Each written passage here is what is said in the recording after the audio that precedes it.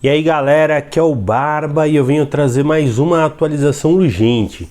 Vocês viram que o Centrão e os bolsonaristas se uniram para defender as bets e os bancos e prejudicar o governo ano que vem? É, isso mesmo.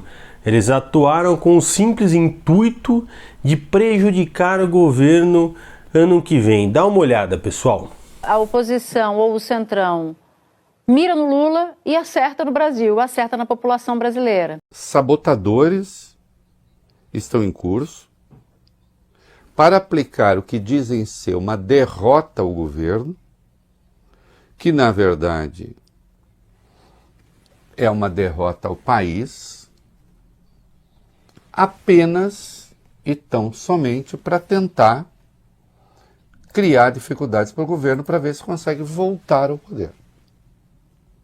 Nesse momento, o governo está prestes, eu acho que não tem mais, me avisa aí, Augusto, avisa o povo para me interromper aqui assim que necessário, mas o governo está para sofrer uma derrota importante, com a derrota da medida provisória, a medida provisória que foi pensada para fechar as contas públicas, uma alternativa àquele IOF que foi derrubado lá atrás, vocês se lembram, e que gerou, né, manifestação da população bastante clara de rejeição àquilo que estava acontecendo no Congresso, porque a ideia era jogar qualquer conta do ajuste no colo dos mais pobres, e esse Congresso reacionário que está aí, centrão, extrema-direita, bolsonarista, ainda não desistiu, né? Ainda não desistiu. Mas tudo indica que o centrão e os bolsonaristas vão derrotar o governo, na medida, nós vamos ver detalhes,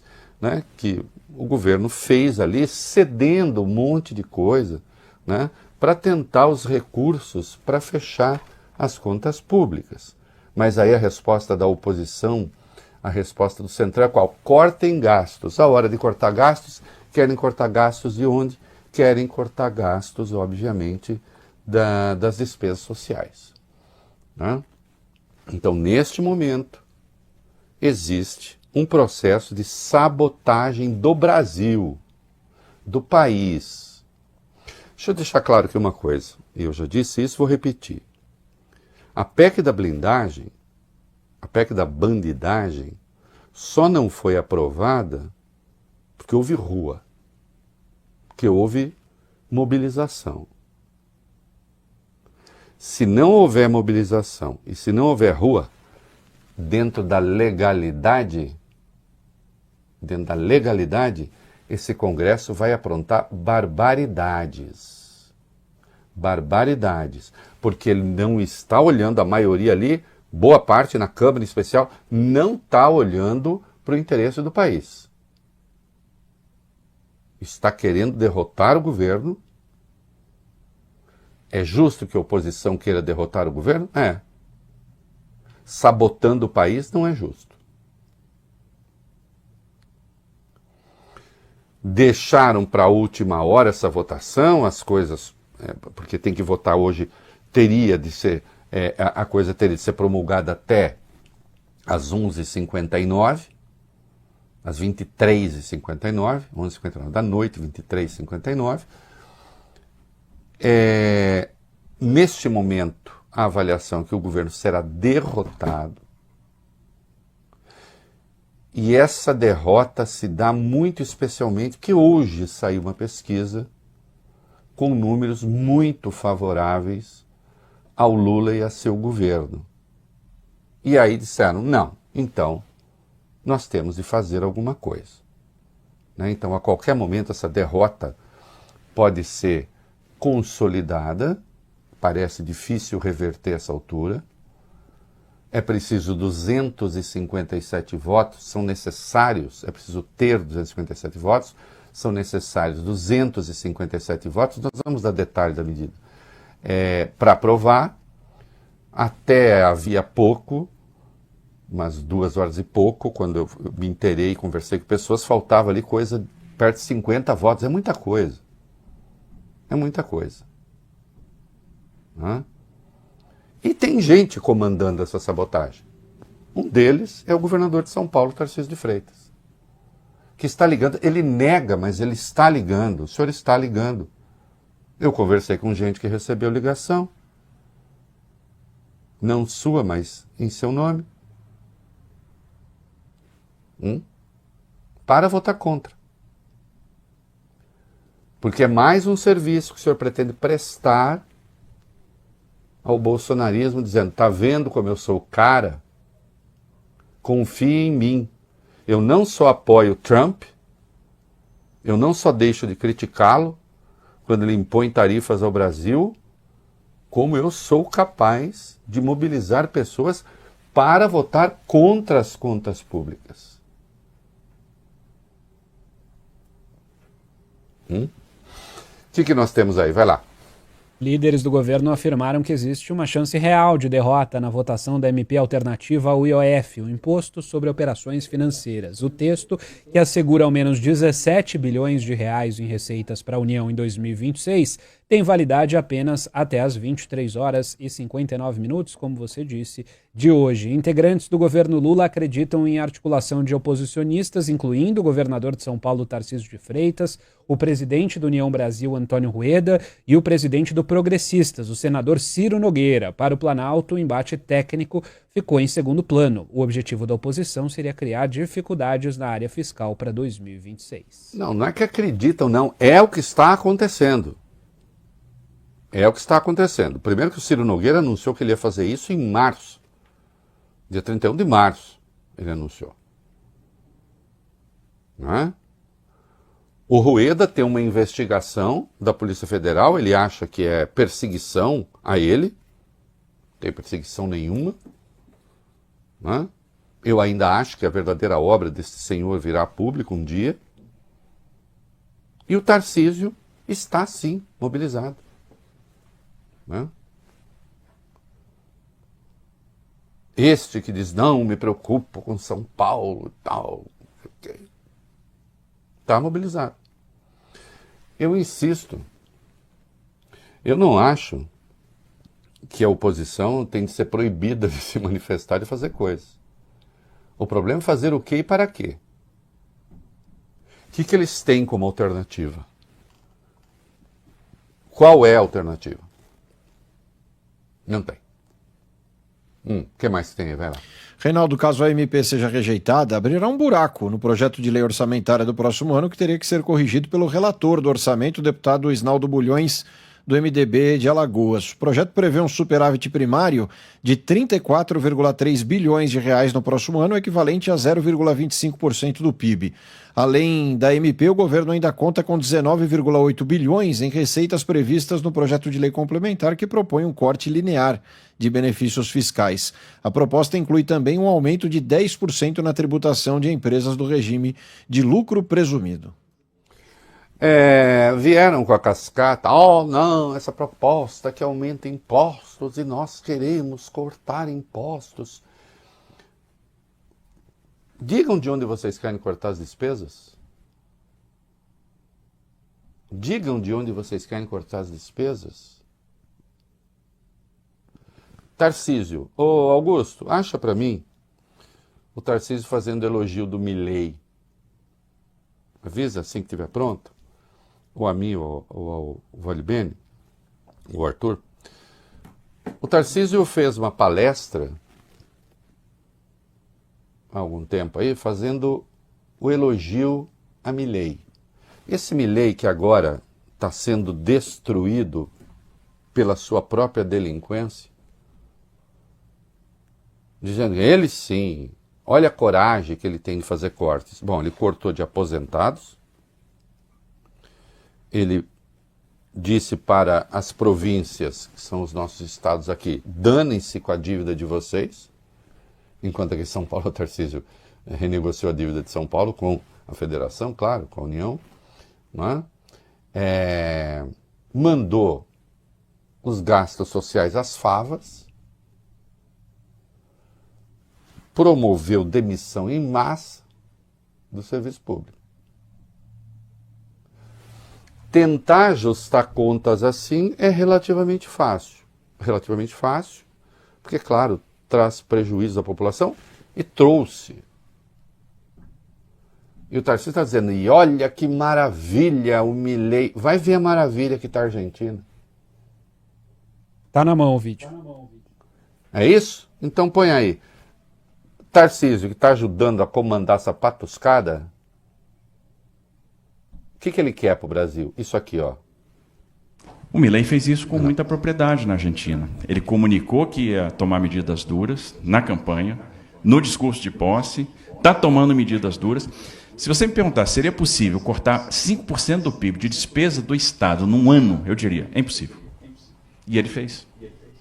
A consequência disso, a inflação está caindo, o fluxo de capital aumentou, ele tem um probleminha ainda com o câmbio, né, e está chegando a eleição, então ele tem uma eleição de meio de mandato lá que é um pouco complexa, né, e aí ele vai ter que pensar quando mexer com essa questão de câmbio, né, um câmbio um pouquinho mais apreciado do que devia estar. Mas ele está indo bem. Está indo bem, está fazendo as reformas que são necessárias. Aí está começando a querer tirar a cabeça do buraco, está começando a querer crescer. A inflação tá bom, foi lá para baixo. pronto. Não tirou a cabeça do buraco, não está crescendo, perdeu as eleições de meio de mandato e agora está às voltas com a polícia. E no momento está fazendo um showzinho de rock ridículo para ver se consegue voltar a ser um palhaço das redes sociais. Isso foi dia 28 de março. 3 dias depois, aquele que quer ser seu vice, o Ciro Nogueira, foi dar uma palestra no mercado financeiro e cantou a bola. Que o governo não conseguiria fazer o reequilíbrio das contas do Congresso, porque o Congresso criaria uma contenção. Ele estava anunciando para o mercado financeiro a sabotagem. Coloca aí. Mas o Congresso vai ser o dito de contenção das medidas que eu acredito que o governo vai querer tomar daqui por diante para tentar reverter de forma errada a questão de popularidade. O governo, hoje, eu considero o processo de desgaste dele irreversível. Mas o Congresso só pode ter certeza que vai conter qualquer tipo de medida para tentar reverter de forma equivocada essa questão de popularidade. Eu acho que... Tá bom, pronto, tá aí. O Congresso será o dique de contenção, o governo não vai conseguir reverter. Reverteu, nós vamos ver pesquisa daqui a pouco, e eles estão assustados. Não tendo o que afirmar, não tendo o que oferecer, resta o caminho da sabotagem.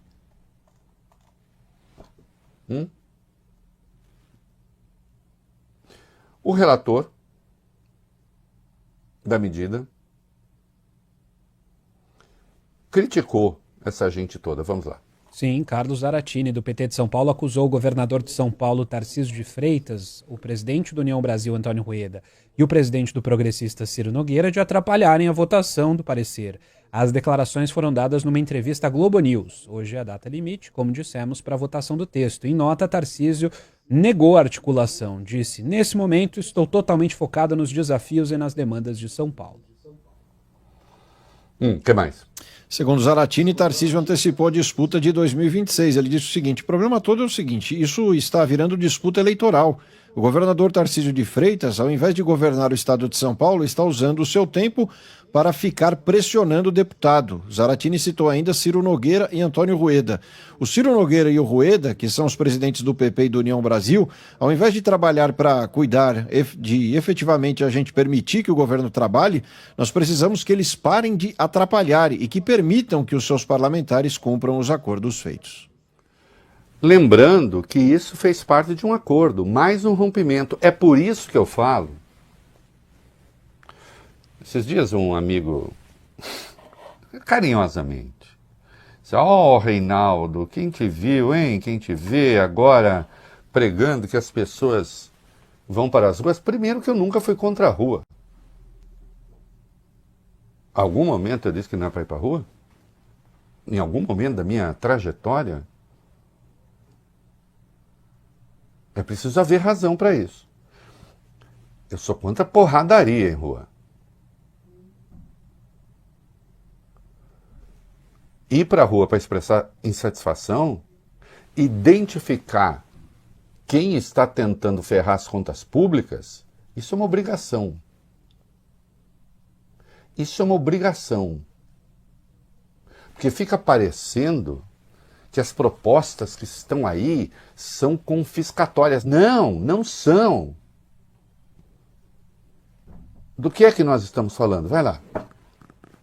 Sim, a gente... Pode ler a azul aí, vamos lá. A proposta uniformiza em 18% a alíquota de imposto de renda cobrada sobre rendimentos de aplicações financeiras, incluindo os ativos virtuais, como as criptomoedas. Também eleva de 9% para 15% a cobrança da contribuição social sobre lucro líquido, a CSLL, para instituições de pagamentos, as fintechs. No caso dos ativos virtuais, o texto prevê a criação de um programa para regularizar aplicações que não haviam sido declaradas ou que foram omitidas. A tributação geral das bets ficou em 12%. Foi descartada a taxação entre títulos sobre títulos atualmente isentos, como a LCI, letra de crédito imobiliário, e a LCA, letra de crédito do agronegócio. Então, atenção, tinha taxação maior da bet, de 12, que ia para 18, falou, não, fica em 12 mesmo. Letras de crédito imobiliário, LCI, letras de crédito do agronegócio, do agrário, LCA, que, atenção, não estão sendo usadas para investimento, hein? São isentas, já é uma mamata isso aqui. Mas falou, tá bom, os ruralistas não querem. Não, mas os ruralistas, eles não estão, não se trata nem de ser um voto setorial. O voto é para tentar derrubar o governo. E tanto pior, porque, insisto, saiu a pesquisa. Justamente hoje saiu, estava previsto, enfim, né? Deixaram a votação para o último dia. E aí eles viram a pesquisa e falaram, opa, assim o Lula vai ganhar, vamos sabotar? Tanto quanto o Congresso, o Centrão. Olha só, Valio Bene, que curioso, hein, Arthur? Tanto quanto o Centrão e os bolsonaristas, na reta final do governo Bolsonaro, aprovaram um monte de coisa, inclusive ilegal, para tentar ver se o Bolsonaro ganhava a eleição. Sim. A PEC dos combustíveis, como eu observei então, era inconstitucional. Tanto era que depois teve que fazer um plano para ressarcir os estados. Quem fez? O governo Lula. Aumentaram o Bolsa Família, que eles chamavam de Auxílio Brasil, na boca da urna. Você acha que alguém vai falar, Valio Bene, não pode? Não, de jeito nenhum. Num caso como esse? Não dá. E no Congresso passou tudo. E com o governo Lula agora é o seguinte, não vai passar nada. Bom, sendo assim, naquilo que o governo puder cortar, e cortar a emenda, e cortar o diário, tem que cortar. E espero, firmemente, que o PT se lembre, e os progressistas se lembrem, tem de ir para a rua. Tem de chamar as pessoas para a rua. Eu sei que isso aqui mobiliza menos, fica parecendo assim, mas tem de ser a mesma coisa que aconteceu com o IOF. Sabe por quê? Porque eles querem cortar dinheiro de pobre. Eles querem cortar dinheiro. Quando eu chamo pobre, veja só, tem até gente que nem é pobre, assim, quem ganha, sei lá, 10 mil, 12 mil, não é pobre no Brasil, né? Pobre no Brasil é outra coisa. Não, mas a carga recai sobre classe média, sobre os mais pobres. Isso aqui é para preservar tubarão. Você que está aí, você está investindo em letra de crédito imobiliário? Ou letra de crédito agrário? Boa parte das pessoas que está me ouvindo nem sabe o que é isso. Que são títulos que você compra de investimento privado em determinados setores que são isentos, sob o pretexto de que esse dinheiro captado vai ser depois usado em investimento. Não está sendo. Comprovadamente não está sendo.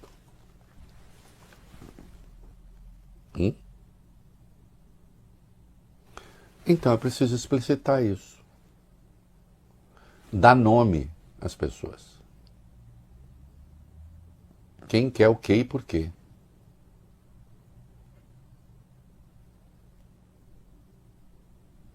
O Ciro vai dizer de onde tem de cortar? O Rueda vai dizer? O Rueda não corta nem viagem para a Grécia, né? Com os amigão, incluindo o Ciro. O Tarcísio vai dizer? Qual é o modelo do Tarcísio? É esse do Milei? É uma pergunta.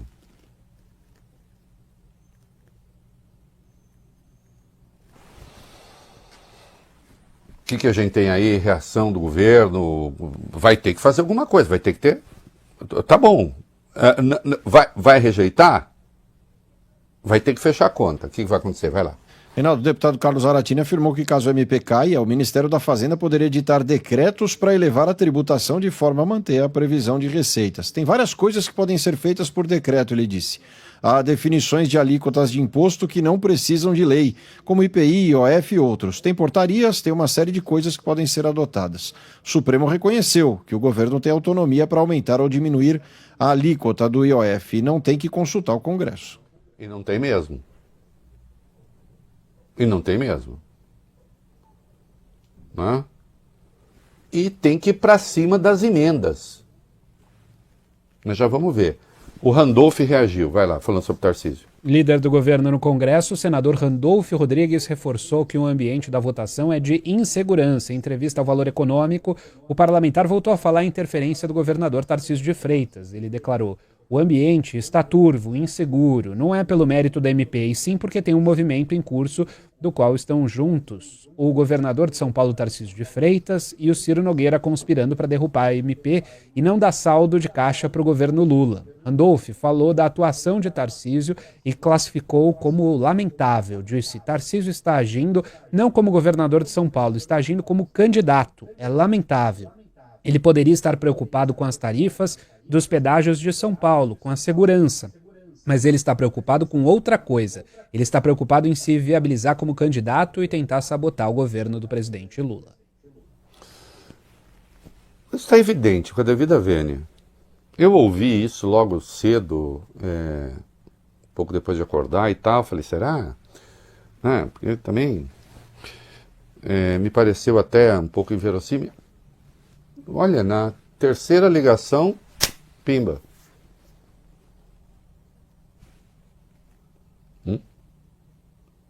Sim. Está comandando.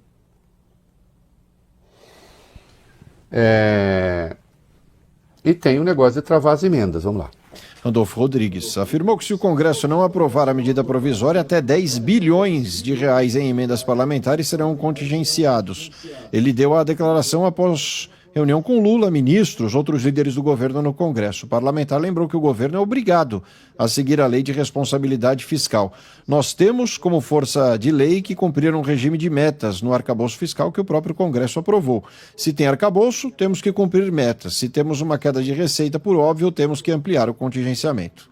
Agora, é muito grave o que está em curso. Tem de ter uma reação compatível com aquela que se tem diante de uma sabotagem.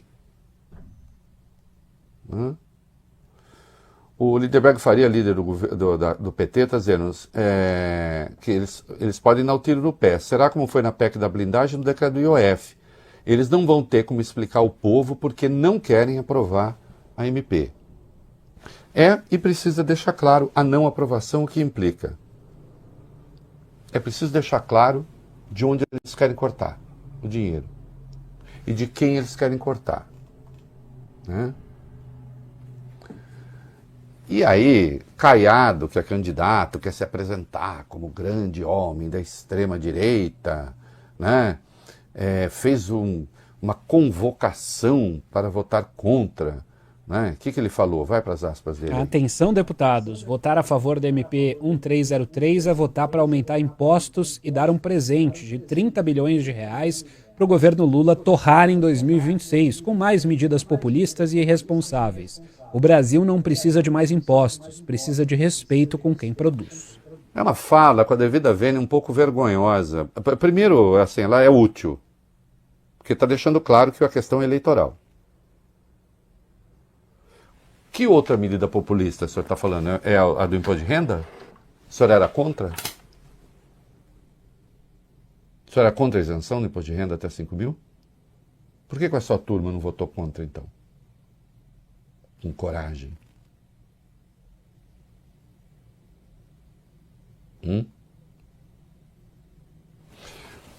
Eu escrevi um texto, Vale Bene Arthur, e já falei, não pode, e falei aqui de manhã também, não vamos tratar como erro isso que a extrema-direita faz.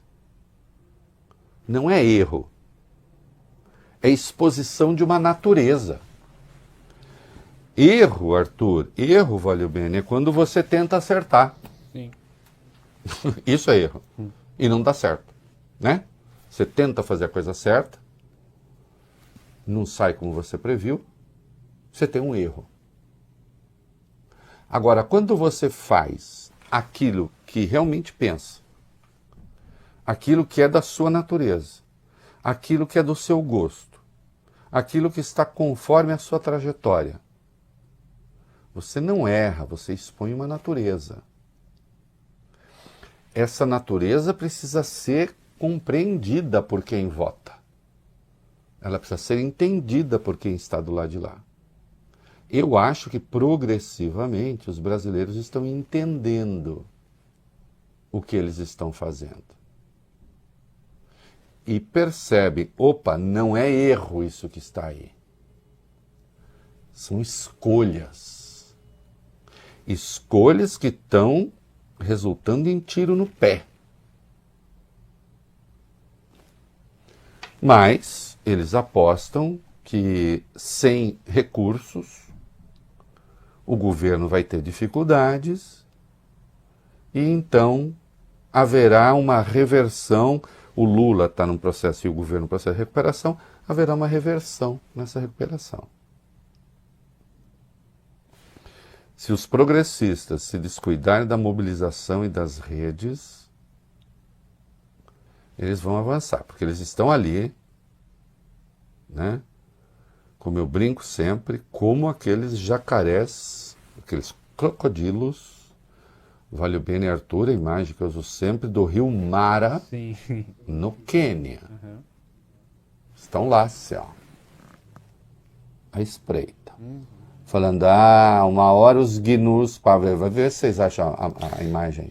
Uma hora os gnus passam aqui, Arthur. Eles vão ter que cruzar o rio Mara. Porque eles precisam das pastagens lá do outro lado. E nós vamos ficar aqui, ó, esperando. A hora que passa o gnu, a gente nhoque. É assim que eles estão.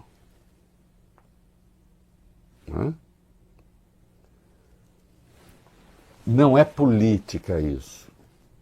Não é política. Isso não é, nem a direita morreu. Isso é coisa da extrema-direita enlouquecida. Eu escrevi um texto a respeito.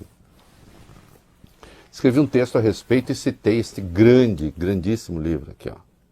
O Grande Debate. Porque tem que debater com livros. Do Yuval Levin. Que é um cara de direita, hein? Ele faz o grande confronto do fim do século XVIII, intelectual e tal, um dos grandes confrontos, foi, do ponto de vista teórico, entre o Edmund Burke, liberal, diria, de direita, são pressupostos do pensamento da direita, de uma direita democrática, de uma direita civilizada, né? E o Thomas Paine, de esquerda. E ele fala de um grande debate, porque são duas pessoas absolutamente respeitáveis,